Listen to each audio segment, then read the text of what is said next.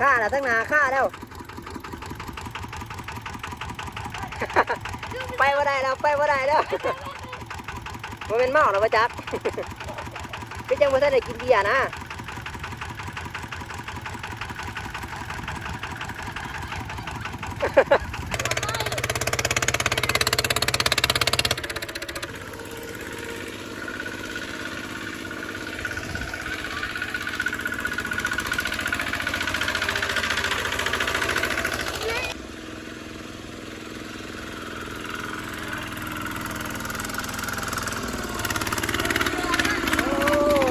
ซุปเปอร์ด้วยซุปเปอร์ด้วย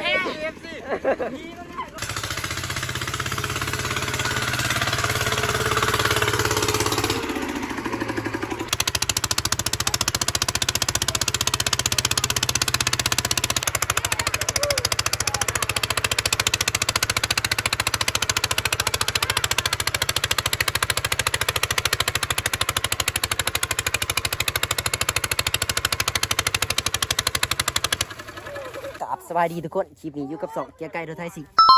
คลิปนี้สิมาค้นเขาเมื่อนี้หนวดเขาซองละในค้นตะระนี่เนาะนี่เดี๋ยวไปเบิ่งน้ำกันเด้อว่ามันสิเป็นจะไรเสียงกินสิบ่าวโบออกล่ะเอาไปด่ารถหนึ่งเขาได้ดอย160ของร้านหายพัฒเนี่ยจะสิไรเท่าไรรวมเบิดประมาณ160-70นี่แหละคือนี่แก่3 คันนี่รถเฮาไปได้รอบหนึ่งแล้วก็ปุ๊บขี้ดินประมาณนี้เดี๋ยวไปเบิ่งน้ำกันให้พ่อเหยียบจับเกาะให้บอกว่าสิมันสำไรเมื่อยตอนนี้เพิ่นยังเอาขึ้นอยู่เนาะขั้นละ15 ศพไปเบิ่งน้ำกันว่าจะเป็นจะไรไปทุกคนไง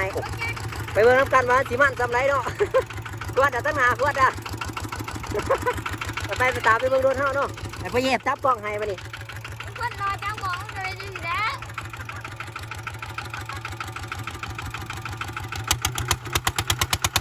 บังกูต้องเนี่ยโอ้ไม่ใช่ไรเลยจัด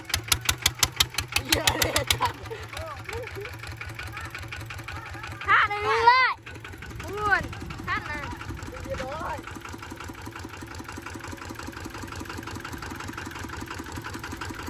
ลูกป่านยิงไม่ดูมันต้องหาเลยฆ่าแล้วตั้งนาฆ่าแล้ว ไปว่าได้แล้วไปว่าได้แล้วมันเป็นเมาแล้วประจักษ์ก็ยังไม่ทันได้กินเบียร์นะ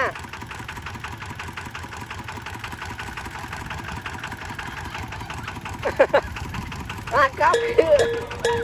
พื่อนไปเอาเฮ็ดครับเฮ็ดโป่งครับเพื่อนไปว่าได้โป่งครับเพื่อน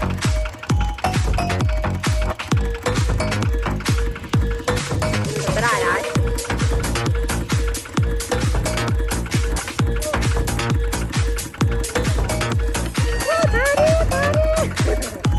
ให้กดเอาตัวนี้จะจับ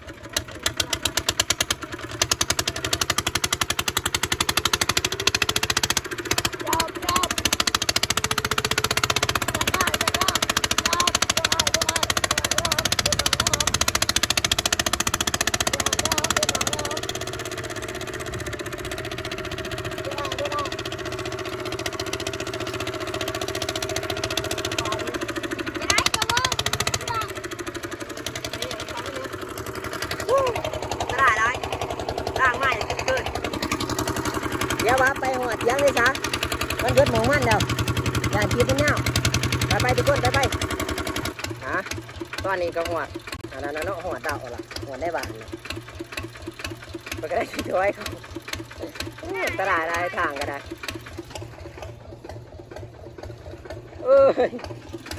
ตอนนี้ก็ช่วยเขาไปเดี๋ยวเอาเขาลงก่อนเอาเขาลงเดี๋ยวตอนรถที่2ยังอยู่ไทยเบื้องอีกมาไม่สิมันสำไรไปทุกคนไปขั้นดาอันนั้น15 สอบเนาะไปขั้นอาหาร15 สอบซ้ำนี่ละไปถามไปเบื้องรถที่2กันเด้อไปเด็กโก้ไปเบื้องน้ำกันเดี๋ยวออกก่อนเดี๋ยวรถไปออกก่อนไปยี่จอด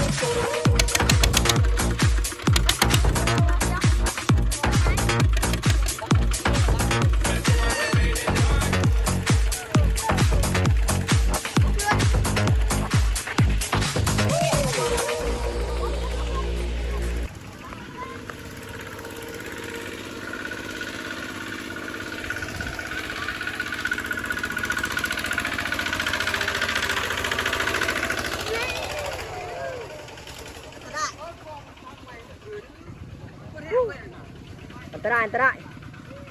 ตายเบื้องขั้นนี่โอ้แต่ว่าขั้นนี้ก็ตาย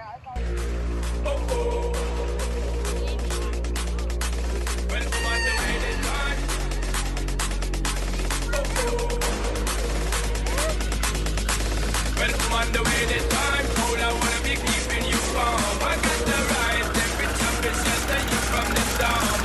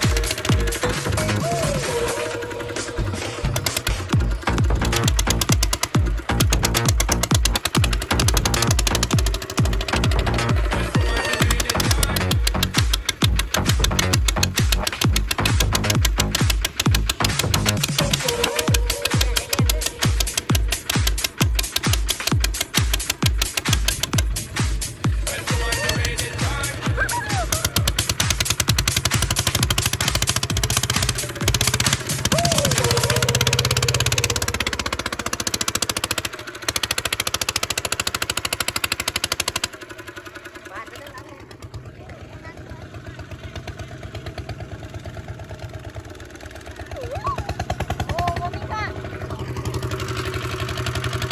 โอ้กัดจะรอด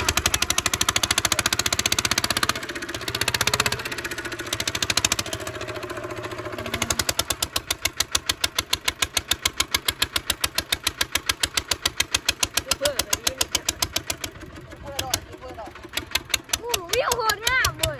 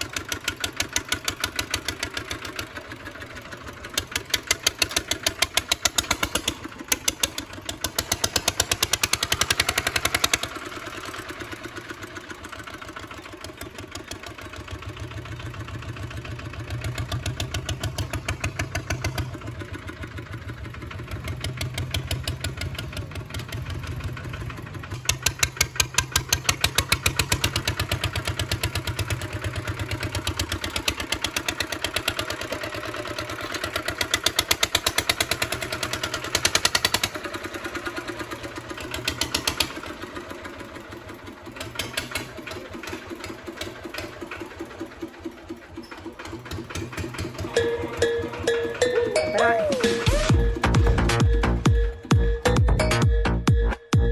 เดินนะข้างกันไปเอาเขาดูกันมาดิเอาไปเบิ่งรถที่3อ่ะไปไปเบิ่งอีกเดี๋ยวที่3อ่ะดินี่รถล่างเด็กขึ้นล่างรถเนี่ยรถไปก่อน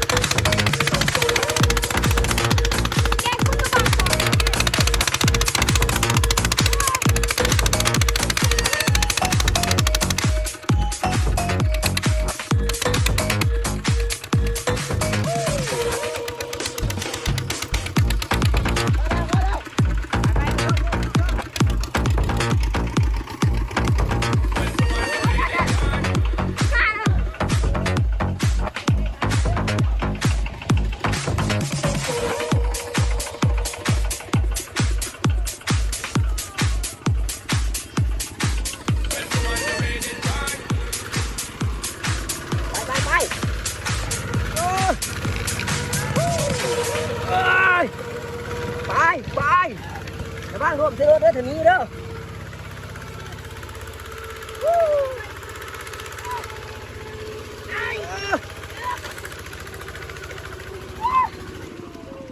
เอาไปแย่เจ้ากล่องนี้ทั้งหา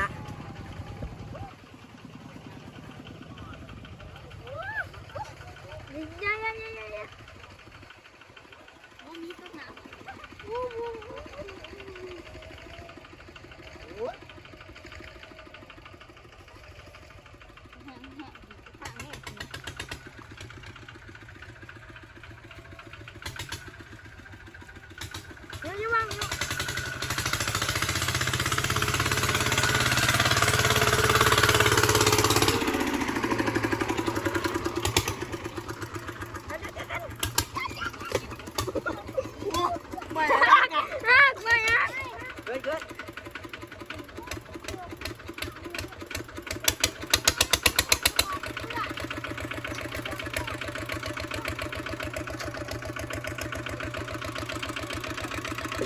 อันตรายอันตรายน่าเจ็บ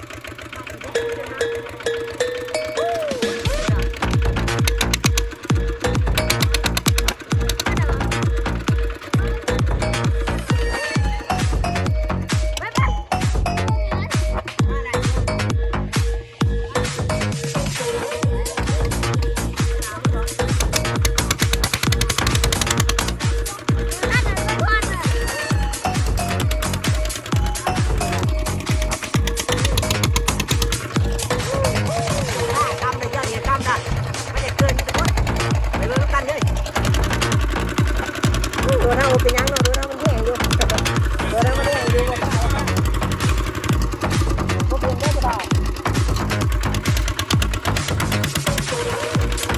ไปเหยียดจับกล่องไอ้ดิ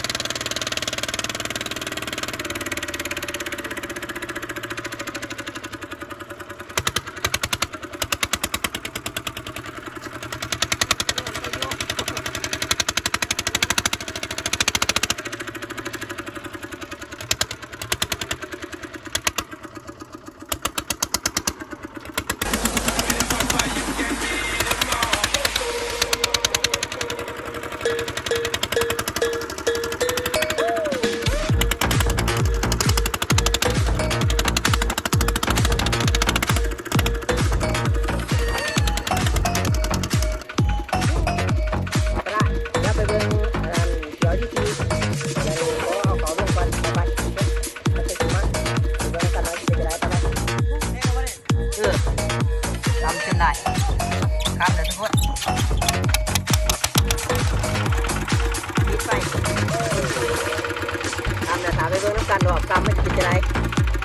แต่วันนี้ผมจับก่อน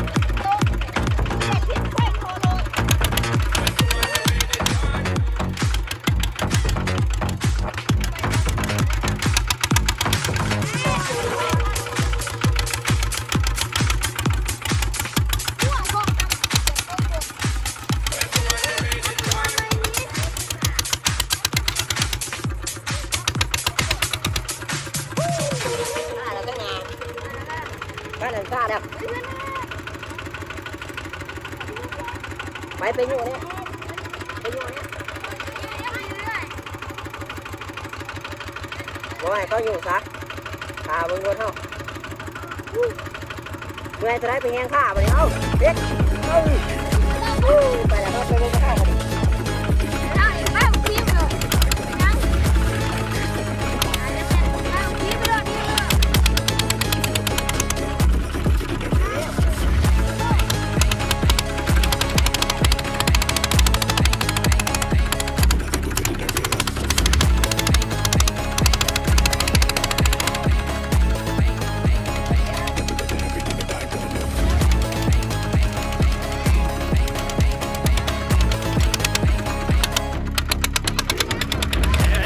今度こそ陸上部に入ってもらうぞ。リレーの時助っ人で新記録出しちゃったし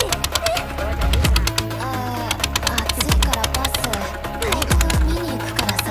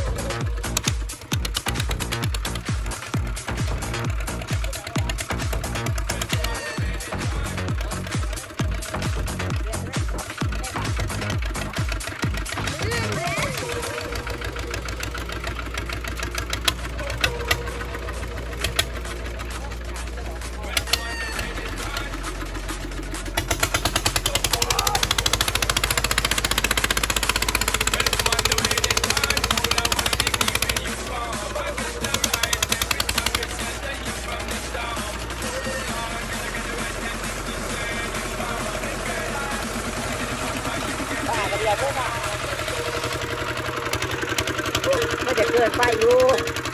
เมื่อแต่ทุกคนเลยแม่กันทั้งหนาข้าด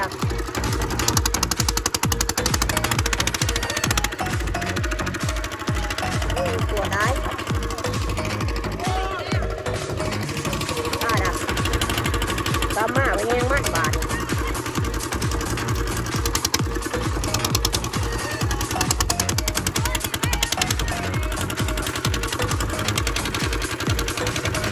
เดี๋ยวเปิดแป๊บก่อนแป๊บนึง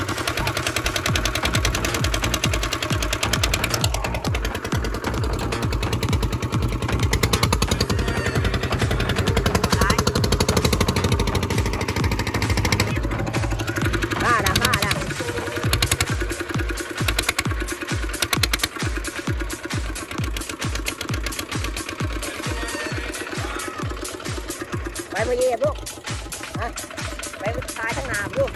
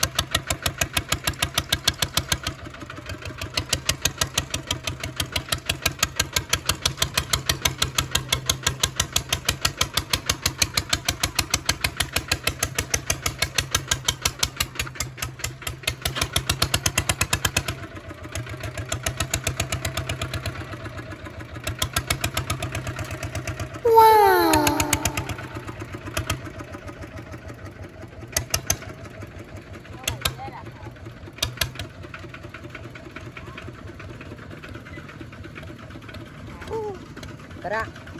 พอแล้วทุกคนประมาณนี้แล้วบาดนี้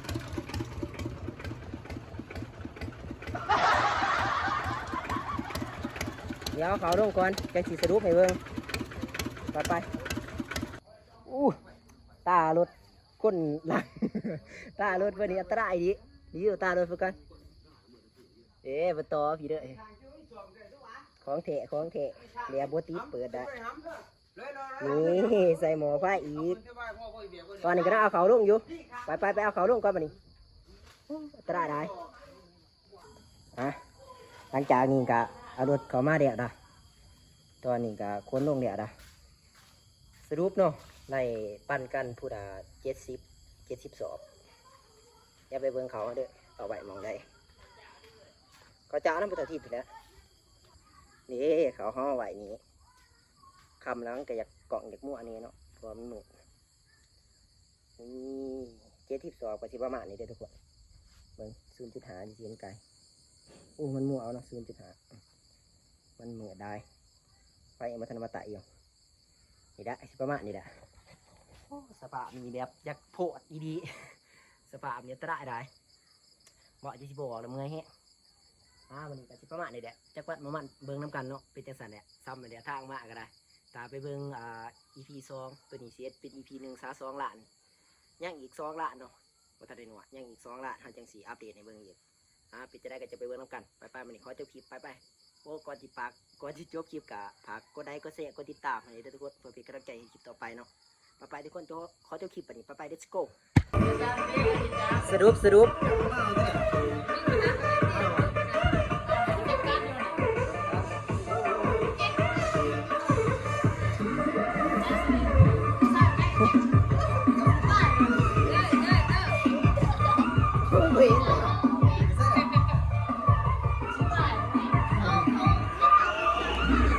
ประมาณนี้แหละ